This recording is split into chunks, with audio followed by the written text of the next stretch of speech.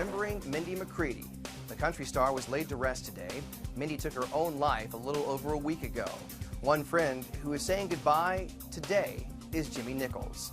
Jimmy is a music veteran who has worked with country stars like Faith Hill, Tim McGraw, and Reba McEntire, just to name a few.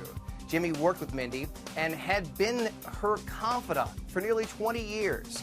Jimmy has been silent since the death of his friend, but he says it's time to set the record straight about the Mindy McCready he knew. And he spoke to Showbiz Tonight's A.J. Hammer for a special Showbiz Newsmaker interview. When she called me on that Thursday before her death, at first she sounded very lucid, kind of excited about leaking some song out to me. And I thought, oh, well, you know, she sounds good, but I didn't understand the point of leaking the song out. It wasn't until the next day when I called her and told her that I recommend she don't do it because I thought that the song didn't represent her very well, that she was being adamant. She goes, well, I have to have it out by Sunday. And I'm like, why? You know, nothing happens on a Sunday. And then I don't know, something just inside said, well, tell me how you're doing. That's when her tone changed and she started bawling and rambling about things. And I just had this funny feeling that something wasn't right, you know? Yeah, and how amazing that she was giving you this timeline. I can't imagine how eerie it must feel in hindsight, but the person who did end up releasing the song for her, who collaborated with her on it, is a guy named Dano Hanks.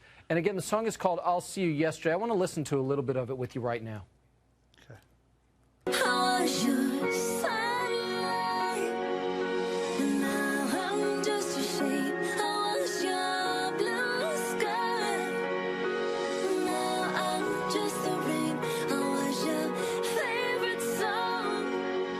And now I'm overplayed. And if tomorrow's gonna be the same, I'll see you yesterday. Well, Jimmy, first of all, I know this is not easy for you, and again, I do appreciate you taking the time to talk with us.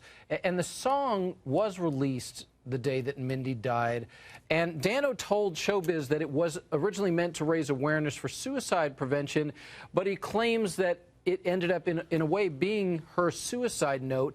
Having had that conversation with her, is that your take on it as well? Looking back at it, yeah, I see that as a possibility. But at the time, her reasoning was that she was trying to jump ahead of a Dateline story that was supposed to come out. We know a lot has been said about Mindy's drug use, about abusive relationships that she's been in. But you told one of our producers that you're tired of hearing people criminalizing her. And I have to say, I've been saying all along that her hard times should not be her legacy. It's part of her story for sure. But what do you want people to know about Mindy's life that is being overshadowed by her death?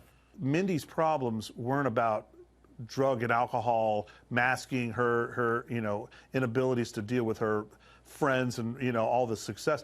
Her problems go all the way back to her childhood and the dysfunctionality in her family that was never talked about. And I bit my lip, I mean, for 20 years to not say anything. And but there was some serious problems growing up that she saw things that no child should have to see and endured things that no child should have to endure, period.